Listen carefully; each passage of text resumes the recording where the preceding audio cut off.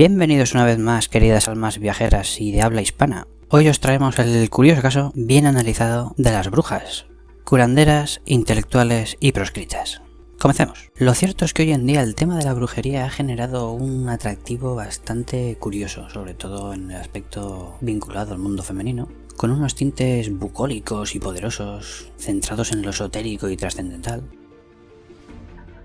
Pero vamos a analizar cuál es la realidad detrás de todo esto, porque en el fondo todas las personas tenemos ese interés por saber de dónde viene cada mito, y en este caso concreto nos encontramos como el tiempo ha dejado realidades muy distintas, con un batiburrillo de conceptos. Porque lo cierto es, y todo el mundo se habrá dado cuenta de ello, que el tema de la brujería ha dejado como un cúmulo de conceptos, magos, chamanes, conjuros, clarividencia, nigromantes, satanismo, hechicería, poderes, medicina sobrenatural, invocaciones y un sinfín de cosas más. ¿Pero por qué se ha producido una situación tan extraña y curiosa? Pues porque se han juntado varias realidades, se han juntado negocios y profesiones, se han juntado intereses económico-políticos y se han introducido invenciones fantásticas. Así que vamos a hacer un análisis ultra rápido para poder estructurar y dar un poquito de forma a todo lo que pasó con respecto a la brujería. Para ello lo primero y más importante es que tenemos que pensar que en algún momento tuvo que haber una realidad inicial. Esa realidad inicial en la que profundizaremos un poquito después y que ya os adelantamos que es lo que se conoce como el chamanismo, va a tener que sufrir una adaptación tremenda. ¿Cuál? Pues precisamente la del cambio de nuestra propia sociedad. En el momento que aparecen las grandes civilizaciones, mucha gente viviendo junta y aparecen sobre todo las realidades económicas. Esas realidades económicas lo que van a producir sobre todo va a ser una red de intereses y que siempre y cuando estos no se vean afectados no habrá ningún problema. Ahora bien, será precisamente cuando se vean en peligro determinados intereses económicos se convertirá en un problema. A lo que habrá que ver unido precisamente la aparición de las religiones monoteístas, o las religiones en general dependiendo de cada zona, que en gran parte de ellas, por no decir la totalidad, llevarán a cabo un proceso de deformación de lo que se conocía por brujería, intencionada o no, que casi siempre va a ser intencionada. Y por último aparecerá una cosa bastante curiosa, de la que no se habla nunca, que es la modificación que produce precisamente la aparición de la literatura fantástica. Así que vamos a verlo todo en detalle. Así que comencemos por el origen. El origen de todo esto lo encontramos en las chamanas, y sí, lo decimos en femenino, pues comenzando como las más especializadas, sobre todo atendiendo los partos, y mucho tiempo libre con las plantas y conociendo sus propiedades medicinales, conseguirán un saber importante, a lo que habrá que añadir también precisamente el descubrimiento de las plantas alucinógenas, que en muchos casos servirá para intentar interpretar los sueños y imaginaciones de la mente, dando la singularidad que el saber y el conocimiento pasará precisamente a los miembros con mayor capacidad de memorización, habiendo siempre una maestra y un aprendiz en periódicas reuniones con otras de clanes próximos. Esta realidad, como os comentábamos, se tendrá que adaptar a la aparición de la civilización, un cambio trascendental en el que la sociedad precisamente se vuelve machista, aparecen religiones masculinas como Mesopotamia, Egipto y Grecia, y sobre todo aparecerán dos roles diferenciados. Los hombres gestionando cierto conocimiento desde el punto de vista del dinero y la economía, y las mujeres vinculadas más a todo lo que sería el contexto social y de ayuda. En este gran cambio nos encontramos precisamente con algo nuevo que son las sacerdotisas, algo que aparece precisamente como una nueva profesión vinculada al Estado, que en casos peculiares y concretos hacen uso de alucinógenos como para los oráculos de los templos, mientras que lo que se conocía como chamanas continuarán siendo y trabajando en lo que eran y quedará como un trabajo fuera de toda regulación. De hecho, tal será el poder y la dependencia de la población de este tipo de mujeres, de las chamanas, que encontramos como en el propio Egipto debió darse una pequeña pugna entre lo masculino y lo femenino con respecto a estos menesteres, al aparecer precisamente un dios varón encargado de ser matrón, el dios Bes, un pequeño enano y borracho que por lo visto era muy hábil en los partos. En el caso de los varones nos encontramos una situación distinta, la aparición de los sacerdotes, encargados de las religiones nacientes, gestionando economía, impuestos, sacrificios y pagos. En muy poquitos casos encontraremos una mujer realizando tales labores, pues dependerá como siempre de la zona y el momento, pero sobre todo, y muy curioso, es que en este momento es cuando empieza a ponerse por escrito ese conocimiento a través de la escritura y almacenarlo en bibliotecas, creando en este sentido nuevos negocios como puede ser el de los entierros o las momificaciones de Egipto, pero igualmente curioso es que en este momento es cuando aparecen los magos, ese nuevo concepto que viene del término magi de Oriente, pues son precisamente aquellos versados en la astronomía, sobre todo para la predicción de eventos estelares como eclipses o cometas, que van a ser empleados en muchos casos por reyes con fines propagandísticos. Así que recordad que el concepto magia hace referencia precisamente a la astronomía, nada que ver con lo que entendemos actualmente. El siguiente salto lo encontramos precisamente con Roma, ese imperio de conquista que genera un auge de la economía. Ese auge de la economía, unido a la gran superstición de ese nuevo mundo, propiciará la aparición de nuevos negocios y nuevas profesiones.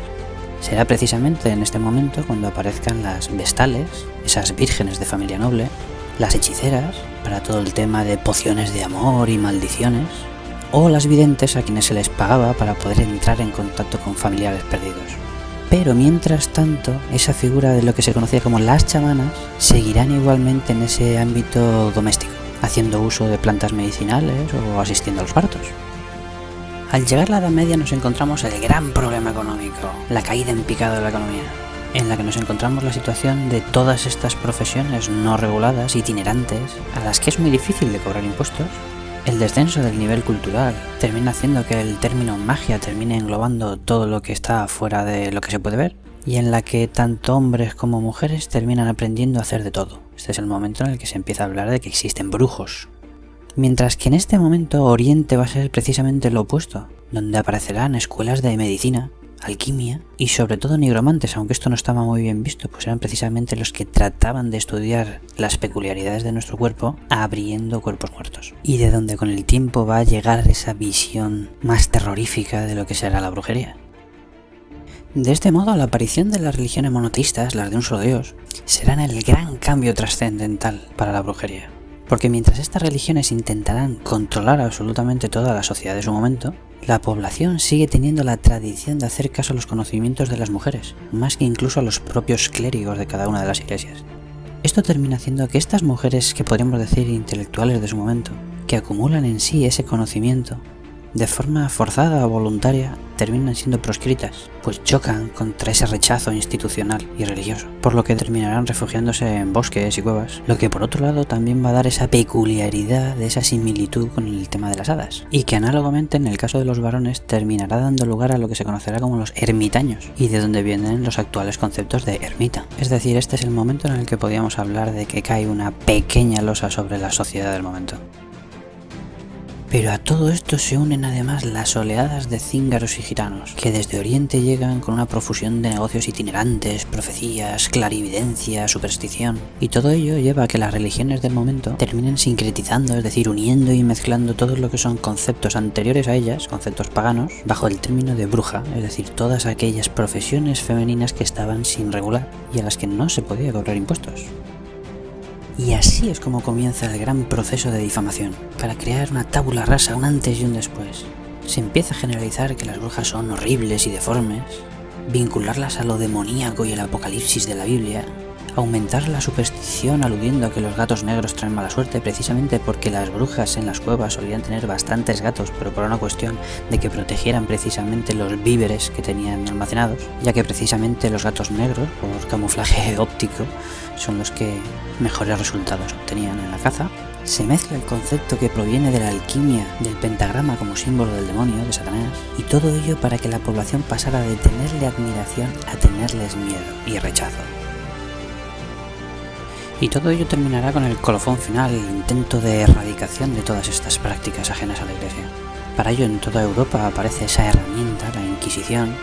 en la que a través de rumores o acusaciones de otras brujas se comienzan a practicar interrogatorios para documentar sus prácticas. Unos interrogatorios con torturas en muchísimos casos y que terminarán con la quema y ejecución de las brujas de distintas formas y muy variopintas según los casos, y que tendrá su comienzo con la bula Sumis Desidrantes y que terminará casi 200 años después con otra de las bulas que será la Proformandis. Pero en resumen, para que os hagáis una pequeña idea, Porret en 2019 publicó cómo se dieron alrededor de unos 110.000 procesos, de los cuales 60.000 terminaron en ejecuciones y de ellos el 75% fueron mujeres. Es decir, también hubo un 25% más de casos de varones ejecutados por brujería.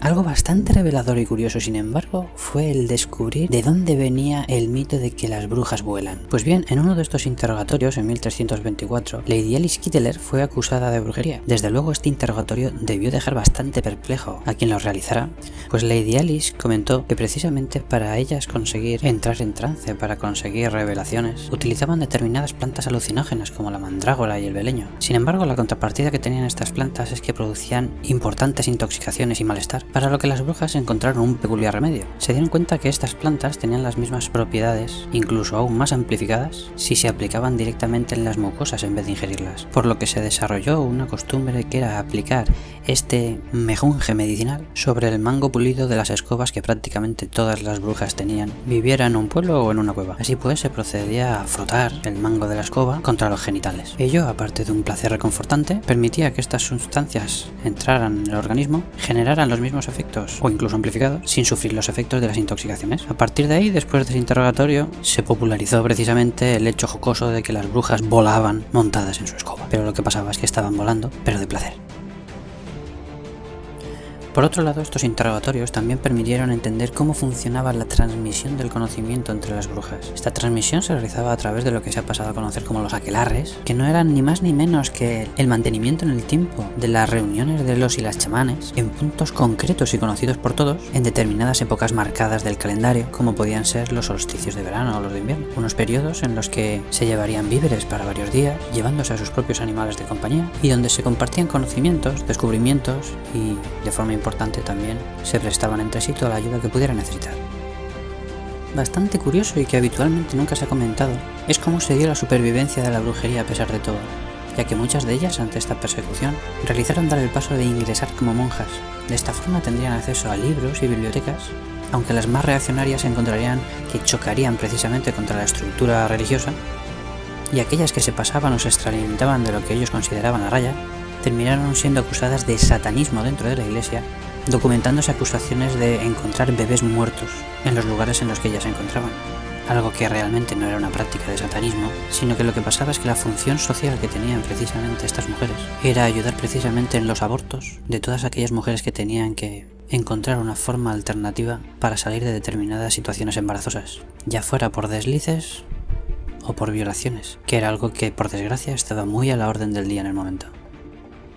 Y así llegamos ya prácticamente a inicios del siglo pasado, en el que aparece la literatura fantástica, iniciándose con historias vinculadas primero a la mitología, haciendo más énfasis en lo sobrenatural, creando nuevos mundos, nuevas historias y epopeyas, e inculcando valores, podríamos decir que sería la neomitología. Y a partir de ahí llegaremos al último colofón, la aparición del satanismo. Y esto es un hecho importante a comentar, pues tiene mucha leyenda negra, pero en el fondo realmente simplemente se trata de un movimiento de crisis de fe en contra del poder de la religión, en base sobre todo a la mala prensa contra la brujería. Es el caso, por ejemplo, de la ley británica antibrujería de 1735 hasta 1951, y lo que se plantea es precisamente crear una nueva religión, con base, con estructura, con una Biblia para la brujería, donde se mezclarían precisamente las profesiones y rituales que hemos venido hablando todo el tiempo, y de donde hasta la fecha surgen dos variantes. Primero una de la que se ramifica otra, aparte de otras corrientes más basadas ya en el ocultismo, pero sin base y estructura propiamente dicho. Así básicamente vamos a encontrar dos claras diferencias entre lo que será la Iglesia de Satán, creada en 1966 a partir de LaVey, y de forma más reciente lo que se conoce como el Templo Satánico en 2013. En resumidas cuentas, la Iglesia de Satán apareció precisamente como una lucha contra el control de las religiones, mostrando que Satán era simplemente un símbolo que precisamente lo que marcaba era la inteligencia y la humanidad del planeta, basándose en conceptos más cercanos a Nietzsche y a Darwin, mientras que el Templo Satánico es un movimiento que es más de activismo político y cultural, reivindicando aspectos de izquierda y temas sociales, derechos humanos, comunidades de gays y lesbianas, minorías religiosas, y basado más en el humanismo y el liberalismo. Así, a lo que llegamos al final es a que aparece un nuevo paradigma, una nueva forma de entender qué es la brujería y la magia. Todo siempre basado en una peculiar necesidad ancestral que tenemos los seres humanos de la necesidad de pertenencia a un grupo, jalonado de determinados toques fantásticos, con una diferencia en la que Todorov basó una separación en los conceptos de extraño y maravilloso, extraño como todas aquellas historias con una explicación científica rigurosa o no, y lo maravilloso que sería toda aquella historia sin una explicación.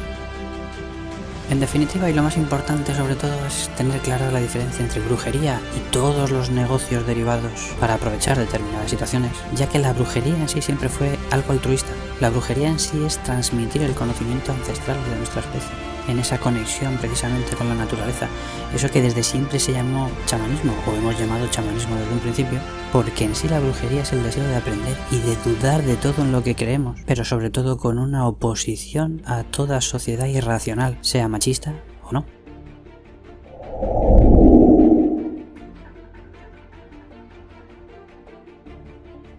Para todas aquellas almas viajeras y curiosas, no olvidéis darle a suscribirse a nuestro canal, para que podamos seguir desgranando de forma sencilla las peculiaridades de nuestro mundo.